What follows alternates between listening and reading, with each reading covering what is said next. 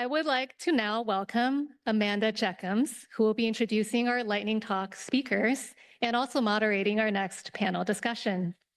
Amanda is Senior Program Manager at the Global Alliance for the Future of Food and a leader with the TCA Accelerator Steering Committee. In her early days at the Global Alliance, she led work to translate the Tea-Bagger Food Framework into a true cost accounting implementation guidance framework, which continues to serve as inspiration for how she approaches her work at the intersection of agriculture, health, climate, and livelihoods. Welcome, Amanda.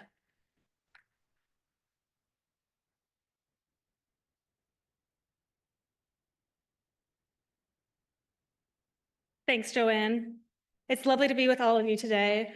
The Global Alliance for the Future of Food has been a champion for true cost accounting since partnering with the UN Environment Program and others in the creation of Tea-Bagger Food in 2018, incubating the True Cost Accounting Accelerator in 2020, and using TCA as a through thread in all of our programmatic work. We're really delighted to be with you today as we work together on our collective mission to scale and mainstream true cost accounting. Before the summit, many of you in the audience would have participated in one of 6 dialogue series to discuss progress, challenges, and opportunities for TCA across a variety of themes. These themes were global policy and action, private sector implementation, finance and investment, evaluation methods and tools, communications and advocacy, and aligning forces with other social and environmental initiatives. Over the next hour or so, we want to bring some of that energy from those discussions into this room so that we can infuse our time together over the next day and a half with the important insights, opportunities, and perspectives that arose. We'll start with lightning overviews of each session by one of the workshop co-leads. Then we'll invite the other workshop co-leads to join me in a discussion that looks into the future, focusing on opportunities ahead. We have a lot to pack in, so let's get started right away. I'd now like to invite my colleague, Lauren Baker, who led the Global Policy Dialogue Workshop, to come to the podium. I'll take this chance and remind speakers and myself to speak slowly, to introduce yourself, and try and keep within your allotted time. I know these are conflicting requests, so please do your best.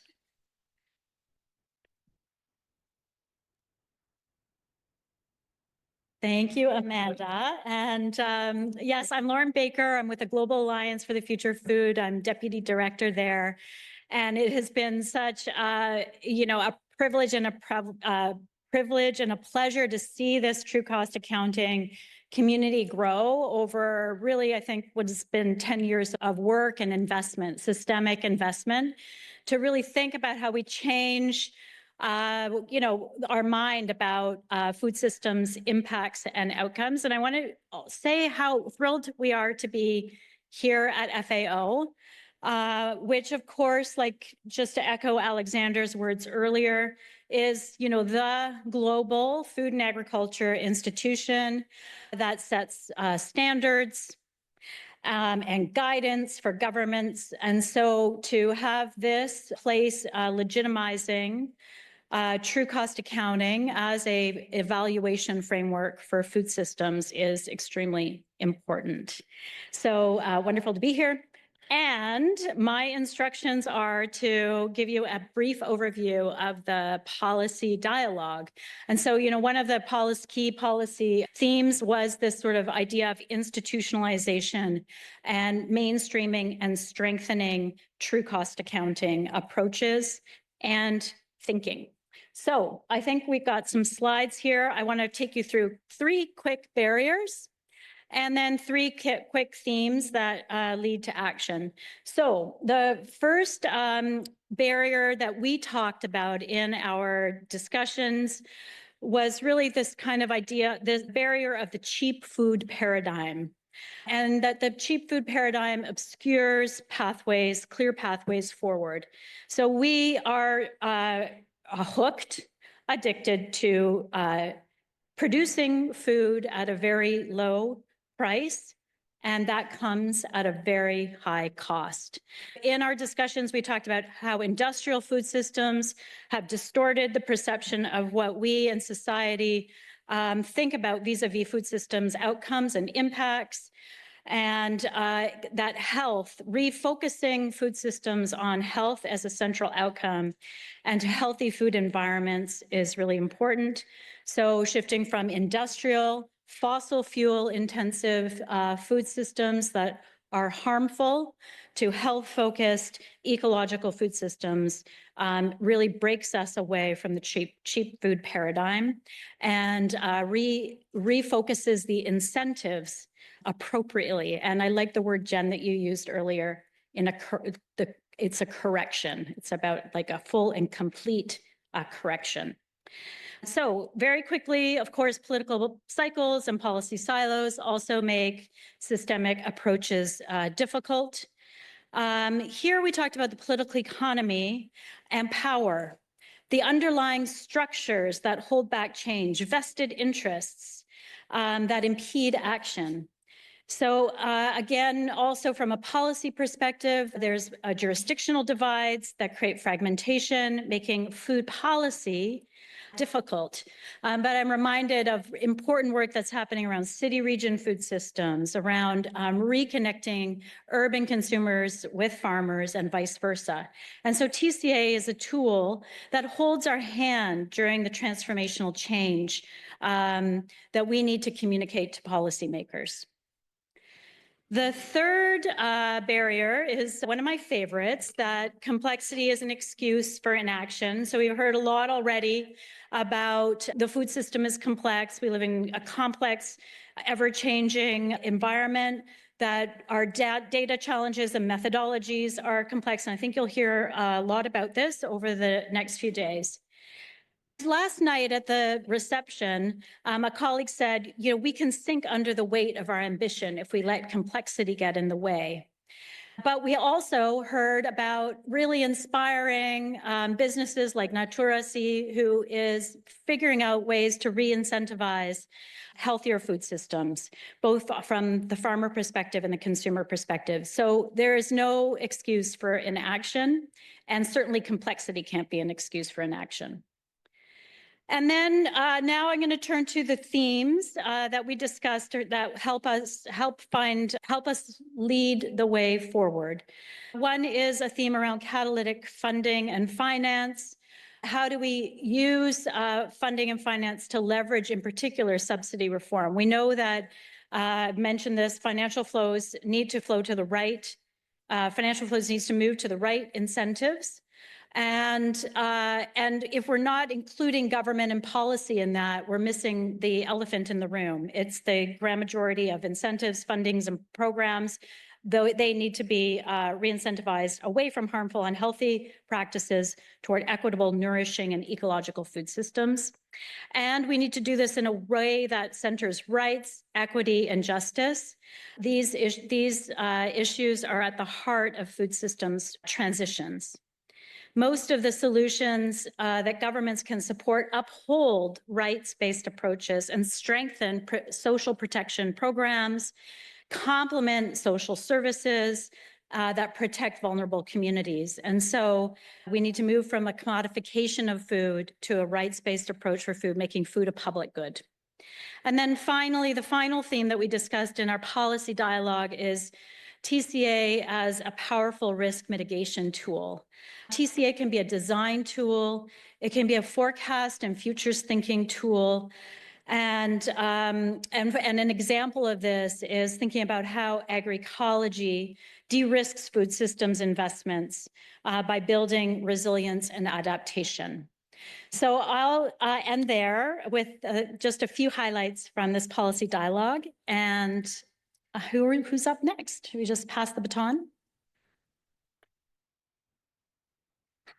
Hi, everyone. I'm Priya Motapalli with the IKEA Foundation, and I'm super happy to be here today with you all. And I'm really looking forward to what I hope are particularly interesting individual conversations over the next 2 days. So at the IKEA Foundation, we're interested in enabling partnerships that tackle sustainability challenges with a holistic view and a holistic lens. And we believe that TCA can offer an informed basis for public policy, finance, or business strategies that are interested in maximizing value for climate, nature, and people. So what happened in the private sector workshop? The first barrier that we identified was really around internal perception. So the perception that TCA doesn't necessarily offer anything additional or even complementary to the discussion. The second is around, maybe again, a little bit of a perception here, but do we even know how to do this? So do we have the right skill set internally? Do we have the right coordination and governance to capture TCA data, to analyze it, to do anything useful with it? And then the last one is discomfort with the long game. So I think this will pop up quite a lot across many of the workshops, but TCA invites us to look at the long-term impacts, right? And it values a long-term approach. And there's a little bit of discomfort and tension there with short-term metrics. So can we take a holistic lens? Can we integrate long-term thinking while still providing short-term financial value? Now, when we look at the overarching themes, the first theme that really came out was the need for clear and common language by which we can very simply articulate across multiple levels of the business why hidden costs and why externalities might be useful, might be helpful when you're developing or implementing a sustainability strategy.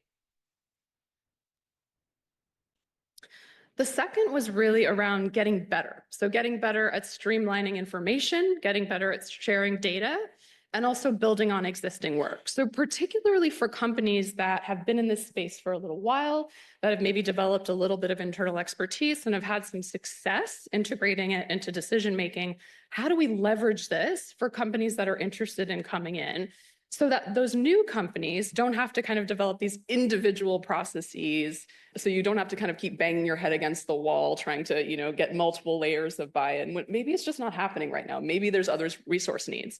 So can we get better at leveraging what's there? And then lastly, shifting the perception of TCA beyond simply another reporting burden, right? Like another framework that your company has to adhere to, towards fundamentally an invitation to just think about your dependencies and impacts, right? Reflect a little bit on your trade-offs, and do it in a clear and measurable way. And that's not really coming through well enough. I mean, to be honest, the joy is kind of being sucked out of it a little bit. So for the businesses in the room that were in this workshop, I hope you see yourself in some of this, but I'd love to kind of continue the conversation over the next 2 days, understand where you see the opportunities, what you're still struggling with, and quite honestly, where we can bring some levity and some fun into this process. So I'll let you ruminate on that, and I'll hand it over to the next person.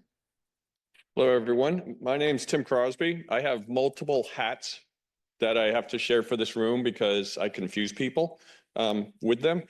I manage a family office called the Thread Fund that does investing on both sides, donations and investments. I help start TIFs, Transformational Investing in Food Systems, to bridge that space. And I'm part of the Global Alliance Steering Committee. And I was tasked with reporting back on the financing working shop. And I'm glad to see some of the Zoom heads in the room that were there, because it was a very intriguing conversation. And the first big barrier that we ran into was what we call bridging different worldviews. And what came out actually afterwards was a very clear conversation with a late stage private equity investor, is that in the conversation was UN speak and investor speak, talking past each other. I just picked up today, also remember there's producer speak on the ground. We might be reading the same research, we might be heading towards the same direction, but we do it differently and we use different words. And that's part of the tension here, is how do we create a uniform language to move forward with? I know personally that from research and a regional effort is that basically how this lines up is nonprofit investors, a lot of foundations, donor agencies seek system change, but for-profit investors reading the same research will pick winners. And that just right there, you can get a sense of the difference that we have to bridge together. Investments themselves can be a donation, which has a minus 100% financial return, or it can be an investment, a finance, which is at least 100% financial return. The language, investing in finance itself, is mixed up. I mean, it's used both back and forth. Personally, I would hope that we can always include investing to include all donations, but finance, to clarify, is about where capital preservation comes into play, so we can begin to understand each other as we move forward. Many externalities are seen by leading investors not as externalities, but as unassigned risk. This has already popped up. There's a lot of overlap with the private sector, obviously. So the next one that we worked on that came up was about scaling perfect. And so how this plays out is, the expressions that are smaller SMEs on the ground that are doing all of these internalizations of these costs that we talk about. But something happens as these businesses scale into global supply chains. They're not as aligned. Most of the externalities are generally in those global supply chains. We need to move all of them together. But how do we scale perfect? That's not clear. And we can't let perfect be the enemy of good. While we all seek to be perfect in the end, where can we gain traction towards something that's better than what we have today? Related to that is, on the finance side, is that perfectly aligned businesses do not need a lot of capital, a lot of finance, but in aggregate, the SMEs together add up to a lot for their financing needs. But it's expensive because there's multiple accounts that you have to deal with, multiple transactions, multiple contracts. They just add up to a lot more capital. Maybe there's a chance at a redefinition of blended capital, where that's where catalytic capital can come in and pay down those costs to allow that money to go to what is closer to perfect. The next item is moving forward on principle with imperfect data. Data has already been brought up, and it will come up again. There's a sense of urgency collectively to move forward today. Alexander talked about the poly crisis. But how do we move forward if we don't have the same language? Principles are good guideposts, and that's just what they are. They're really good guideposts. Does everybody in this room understand the same meaning of soil health, of farmer livelihood? If we do, then we can move forward together. The investing world, in an exciting manner, and maybe I can talk about this later, is actually moving forward because they're seeing these unassigned risks. So what are cross-cutting themes? This was also just touched on. A tension between long-term goals and short-term needs. How can we generate standards across different products, capitals, and countries while also being entrepreneurial in this time to try things out that have never been done? We need action on pathways that advance multiple capitals. Where's the traction in the market so that we can get moving and building on precedent? Precedent is a big thing. These paths are now beginning to gain traction, which is fantastic. How do we speed this up? Oh, I've got 5 minutes left? Okay. No, I won't take that. The next one is also touched on current power structures and PEAT action. I was think of the old, I've got to share a show of hands. Who knows the old Buckminster Fuller quote about you want to create the system to make the current system obsolete? How do you do that when you're inside the system? And when you start trying to gain traction in the market, it means somebody else is going to lose market, usually. So is this market substitution we're talking about, or is it market addition? Fiduciary responsibility in the investing world is a big thing. Fiduciary is a trust relationship. In investing, you're managing someone else's, in essence, retirement fund. They definitely want that back. How do we do that when some of the capital needs to be, the financial capital needs to underpin the growth of all of the other capitals? Danone's CEO years ago, he started looking at risk-adjusted returns related to carbon. The investors had him canned because he took his eye off the prize of market share. Oops. So we'll find out more about that later. So basically, as a system out of balance seeks to rebalance itself. How do we do that when we have to change the system? The last one is improved data access, quality, and affordability. What gets measured gets managed. There's a tension between we don't want to measure everything, and we definitely don't want to monetize everything. But if we don't form standards, then we can't unlock all of the institutional capital that has to, with fiduciary constraints, match up to a standard definition on accounting. True cost accounting does have a chance to do that. And the lack of the standardized data impedes a lot of action from investors that are really trying. There are momentums, which is great. And as Adele mentioned earlier, that there are things changing. We do have carbon markets now, that they're frail. Biodiversity markets are coming along. There is a sense of something great. We just have to, and this is the right room, bring it all together in a common framework. That's it. Thank you. Good morning, everyone. I'm Reinier de Adelaar Torop. I'm with Impact Institute and True Price in Amsterdam. And we've been helping companies basically for the last 12 years in performing true cost analysis. I also have 3 barriers, a couple of takeaways, but it's interesting how the different dialogues came with very similar conclusions. And the first barrier I would frame as now or never. And the barrier is that TCA is still not sufficiently mainstream. It gets less attention than it should based on its value that we here believe in. And as one of the participants in our dialogue said, we have now reached a now or never moment for TCA, for upscaling TCA. But the positive way to think about this is, irrespective of how you call it, true price, true cost, true value, we can do it. We have, or we almost have the critical mass to make a final step now. We need a boost today to bring TCA to the mainstream, but maybe a nice fact to share that literally today the Dutch parliament is voting on the concept of true pricing and to further develop this. So it's not yet mainstream, but it can become so quite early, I suppose. Second one, the lack of a burning platform. We see that TCA is not always a priority for organizations. It's nice to have, but it's not always a need to have. It's sometimes negatively perceived because there's a focus on cost in the world.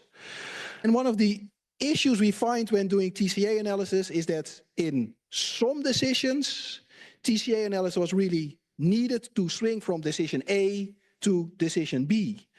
But in many cases, we do all this hard work, but in the end, they choose the same as they would have done without TCA, because the financial business case for some of the more resilient systems is just too strong. And on the one hand, that's nice, but it makes it more difficult to highlight the urgency and relevance of TCA, and I think we should do that more. Thirdly, TCA evaluations are hard or perceived as hard. And we think that the value of TCA evaluations stands or falls with the quality of the assessments. If your answers are not robust, you would even leading policymakers or businesses into the wrong direction. So doing an evaluation is fairly hard. You need to apply the right method within the agreed framework. You need to find the appropriate data. Sometimes can be secondary, sometimes can be primary, where specifically we found that on-farm data are hard. Why?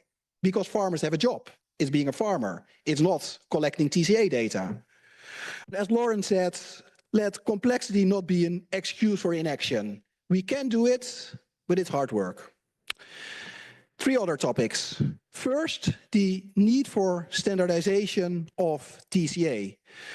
As I said, TCA evaluations currently stand or fall based on their quality, and are currently far from standardized. In the dialogue, there was strong agreement that we need a shared framework, a shared basis. For instance, what was shared earlier this morning, that we all agree on and all consistently apply that. And then probably in addition with some minimum common data requirements, because if the data is wrong, as I said, you can be led into the wrong direction. Possibly also value factors that we make those consistently available. In 2022 and 2023, with Jen of the Accelerator, we made a start on this. Jen was so friendly to put it in the pre-readings. It's a long report, but we collect what we've all done, where we all agree, but also where we need to find new agreements. To be fair, on standardization beyond the first principles, there was debate in our dialogue. Do we want that? Do we like the financial accounting standard is very standardized? Or don't we want that? Or would we want that in the further future? We didn't have full agreement there. Next, data. And Tim already had it. Data access, data quality, data affordability. Data is key in TCA accelerations because you need it for robust conclusions. And some points that were mentioned in the dialogue, data accessibility, maybe through software solutions, enabling on-farm data collection, because that's where the difference is being made, and peer validation of data. But perhaps the most important is a clear story on how data collection can be of a benefit to the farmers that, as I said, have a different day job. Last one, quickly, I guess, is on greenwashing. I discussed that good TCA analysis can alter decisions for the better, but it can also be a tool to sell wrong decisions. Well, I firmly believe that the principles we've shown before, if we consistently and honestly apply them, there won't be greenwashing, but the world is not perfect. So we need to face this very real risk. To wrap up, I offered some points to make TCA more robust. I think they're necessary for us to take the next step. But again, let's not forget where we came from. Discussions like this, where we have a hall full of people engaged on this topic, they were impossible, I think, just 5 years ago. So I wish you a very nice summit. We have brilliant conversations for the next 2 days, and in fact, for the next couple of years. Thank you so much. And I'd like to invite Urvashi Reagan for the next talk. Thanks.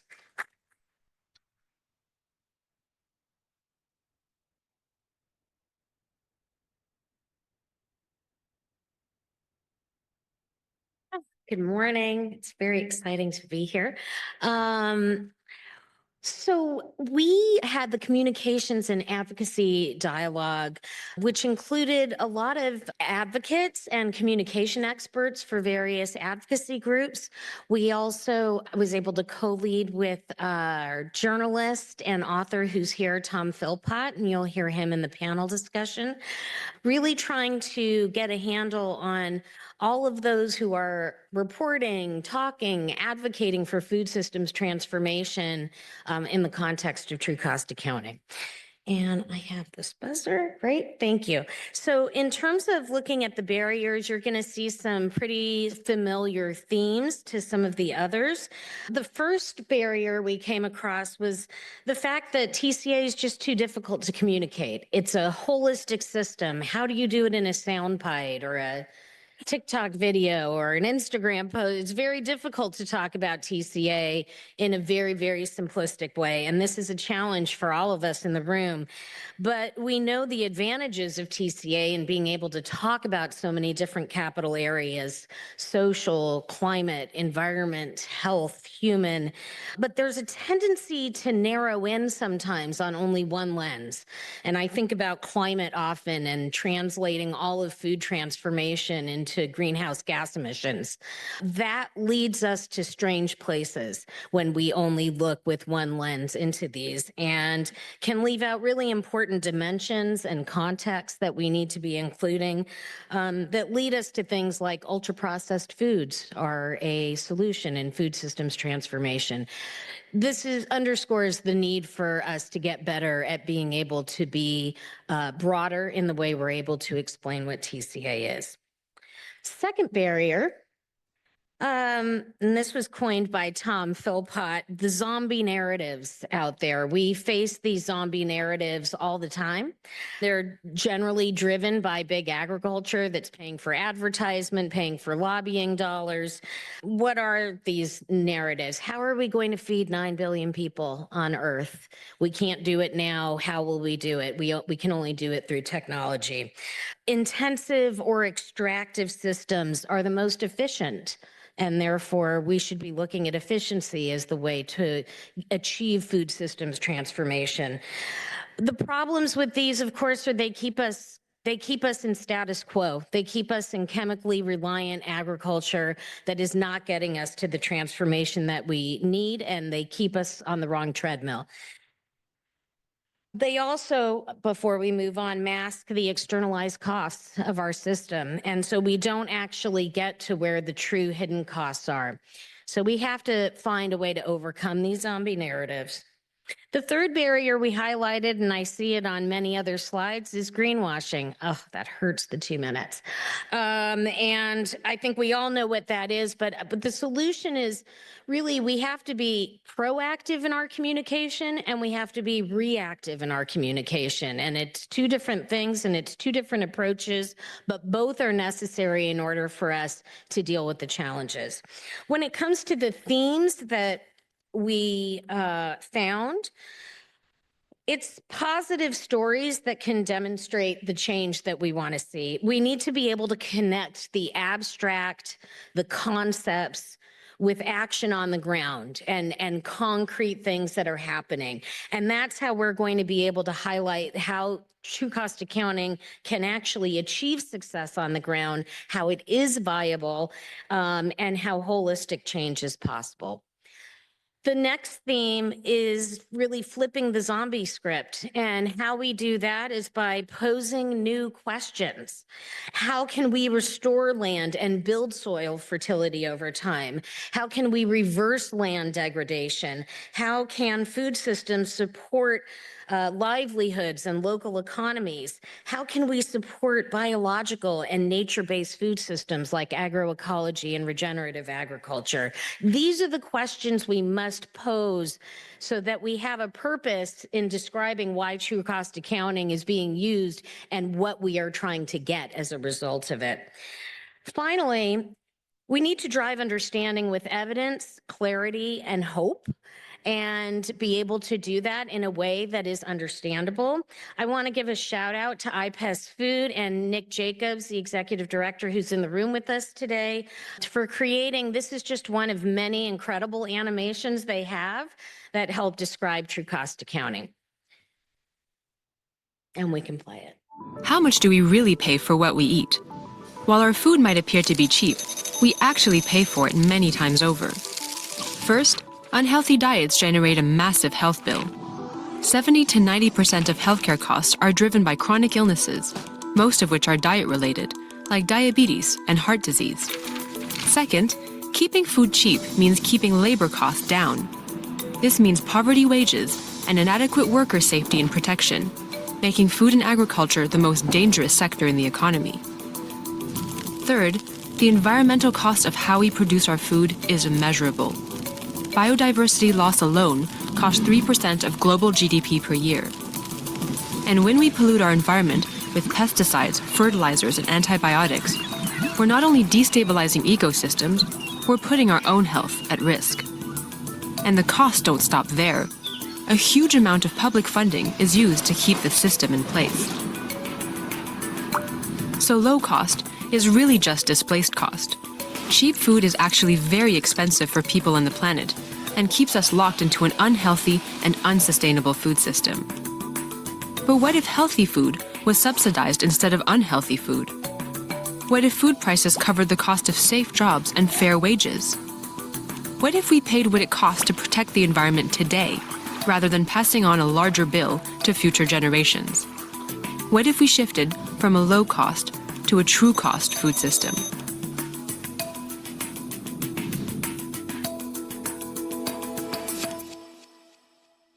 So yay to IPES, and thank you so much. Inviting my next colleague up, Oliver Oliveros. Thank you. Thank you very much. My name is Oliver Oliveros. I'm the Executive Coordinator of the Agroecology Coalition, which is a multi-stakeholder platform composed of government and non-state actors working together to accelerate food systems transformation through agroecology. So the case for transformation has never been more relevant, with a great number of diversity of actors, both state and non-state actors, calling for a shift away from unsustainable, high-input food systems towards more diverse, integrated, resilient, and equitable ones, while adopting practices to ensure that all people have access to healthy diets and food environments. But how do we align different forces together? Can we use TCA for these purposes? So this was the focus of the conversation, which I co-led together with Swati and Amanda, using TCA to support social movements, environmental movements. So what were the barriers that we have identified? A fundamental challenge to TCA lies in the incompatibility between short versus long-term costs and benefits. Investors use the concept of the true value of money to drive financial models. But what about time value of hidden costs? Direct market prices often appear higher than industrial alternatives, making local food appear to be more of a niche item. Farmers markets and other small enterprises struggle to secure investments due to difficulty of measuring and communicating their broader social and economic value. Meanwhile, industrial food companies dominate the narrative and obscure the hidden costs. Second, it's a lack of political will. While there is a broad recognition that business as usual is unsustainable, meaningful change in food systems remains slow. TCA offers an opportunity to quantify externalities and highlight the need for transformation, but it does not, per se, resolve the political and economic trade-offs required for systemic change. The methodology could guide policy priorities, but without political will, TCA risks being used as a tool to validate existing efforts rather than expose and address harmful practices. Third, the concentration and capture of political power in the food systems makes harmful practices or practices with high true cost difficult to expose, allowing large retailers and agri-food companies to profit during crisis without accountability. Large food service management companies resist change, citing cost concerns despite commitments to sustainability. Consumer-facing campaigns that make the hidden cost of food more visible could inspire consumers to put more pressure on companies. On the other hand, regulatory solutions require a functioning state, which is absent in some places where political power has been captured and corrupted by special interest groups. So the conversations then gravitated towards some cross-cutting themes. The first one is there was a general feeling that there's a need to ground TCA. So what if we have estimates on the true cost of food? How do we use it? Are numbers, especially big figures, an effective way to communicate the negative effects of food systems? Per se, they do not identify who is responsible for these costs and often aren't accompanied by specific actions. So how can TCA be used to unveil and hold to account harmful practices? Second, is the conflict between short-term and long-term thinking emerge? One participant shared, theoretically, the true cost argument and analysis of externalities makes a compelling case. But by their very nature, externalities are not necessarily pertinent to short-term commercial, economic, or political outcomes. Therefore, they don't affect decisions made today. So while government officials and business people may recognize the issue, they continue to feel that their short-term obligations supersede their longer-term concerns and desire to address major issues when it comes to taking decisions now. Another participant shared that from an individual standpoint, talking about the true costs of industrially farmed products can sometimes be framed as out of touch when cost of living conditions are already economically or continually being squeezed. It is thus important to work on new ways, right government policies and investments to bring the long-term benefits of change to the actors who need to make the change now. Third, political economy. One of the participants said the economics of food system is opaque. So due to concentration of power in the food systems, much of the economic extraction which occurs is hard to uncover and communicate to the public, as what we heard earlier. So often retailers and agri-food companies profit hugely during global supply chain shocks, yet are rarely held accountable for price gouging and other economically unfair extractive business practices. So this underscores the value of developing a consumer-facing marketing campaign that shows side by side the real cost of business versus local regional food costs and the positive and negative impacts of each one. And then focusing on community-led autonomous solidarity markets where food standards and quality are guaranteed through social channels can be a way to go. So these are just some of the points that were discussed in our conversation. And there was a feeling that TCA can be a means of supporting different movements in terms of questioning the status quo, in terms of bringing policy level changes and helping bring the voices of the marginalized at the forefront. Over to you, Amanda.